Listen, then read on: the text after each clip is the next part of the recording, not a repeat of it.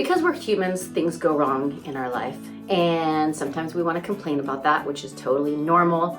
Some people are bigger complainers than other people, but we've all been guilty of it. In this video, I want to show you the fastest way out of a situation where someone is venting to you and you are feeling a real energy drain because of it.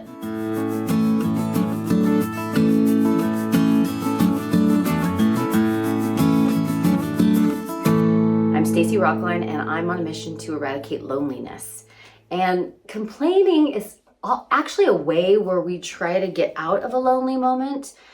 When we're going through something difficult and we're feeling challenged by it, that can really feel like we're just facing it completely alone. And so sharing it with someone else makes us feel connected.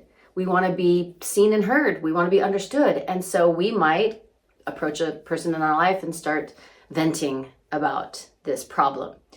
That's no big deal. We're going to talk about how to do that in the most effective way. But what can happen is if we do this for too long or we do it too often, it will actually push people away because it really burdens the other person if we dump all this stuff and their energy starts to drain away because we are eating it up with all of our negativity. When we want to complain or vent, it's usually just because we want to be seen. That's the majority of the reason we do it. But when we're hearing complaints, we don't realize that, or we forget that, or we don't bring that to the forefront of our attention. And what we do is we start looking for ways out of there. We might give advice, give a bunch of great pieces of advice. They're complaining about something in their life, we've got advice, and so we try to solve their problem. As we try to solve their problem, they do not feel seen and heard, and so they have to keep explaining it.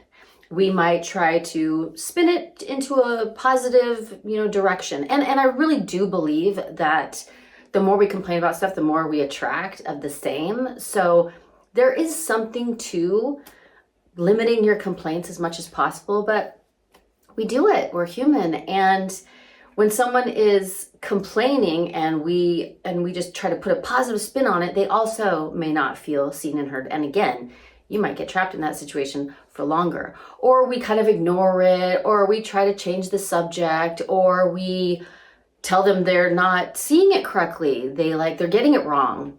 All things that will also make them not feel seen and will create more of tension in the relationship than you had previously before this vent session.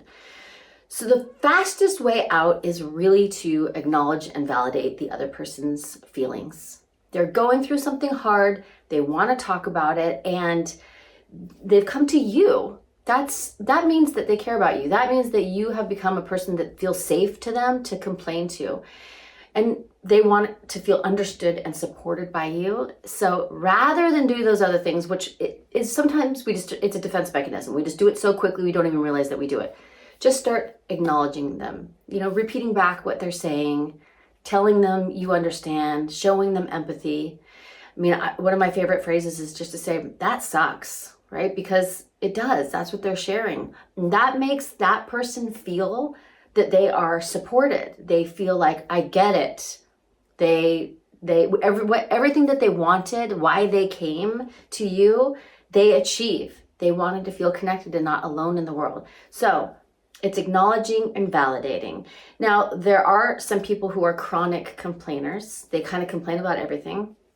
There are people who have found you as the one safe person, and so they're putting everything on you. There are people who feel like profoundly, deeply unheard in life, and they will they'll tend to wind themselves up when you acknowledge and validate them, right? When you're like, oh, that sucks. And they're like, I know. And then they'll keep going and they'll keep going and they'll keep going.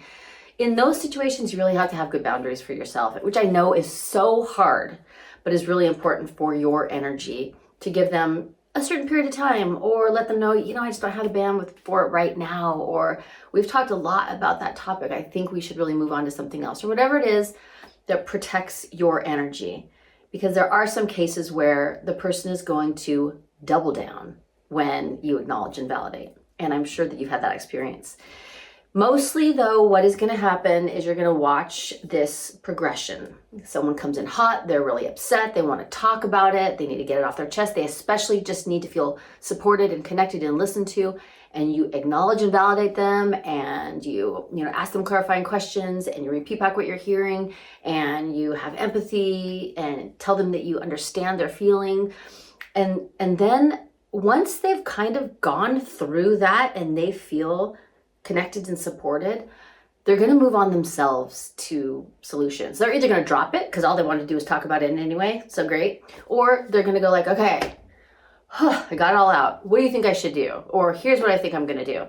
And so just the acknowledging and validating will move them into that area of solutions. You don't have to push it when you first get in, or else these sessions can last for a very long time and your energy can get very drained. So next time someone comes to you with a complaint, think about, one, what is your go-to? Like, I really have to suppress the urge to offer solutions.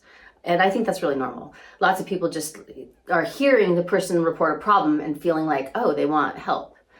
So do you jump in with problems? Do you jump in with too much positivity? Do you change subjects? Do you ignore? Do you try to tell them to see it from a different perspective? What's your kind of defense mechanism when you have negativity coming at you? Know what that is. Try to catch that, pause that, and then come up with a phrase that you use. Like I said, that sucks is one of my favorite ones. And you can say like, oh, it makes total sense that you feel that way, or who wouldn't be upset about this, or whatever is going to help the other person feel connected and supported and feels natural coming out of your mouth. And try that and watch as those complaint sessions, they go by faster. The other person feels more supported and moves on to solutions more quickly. And, all of that loneliness we're trying to eradicate in this small little corner of our relationships gets eradicated, one relationship at a time. Make sure that you subscribe to this channel because that's how you help me eradicate loneliness on a bigger level. And I appreciate that you do. And I'll see you next time.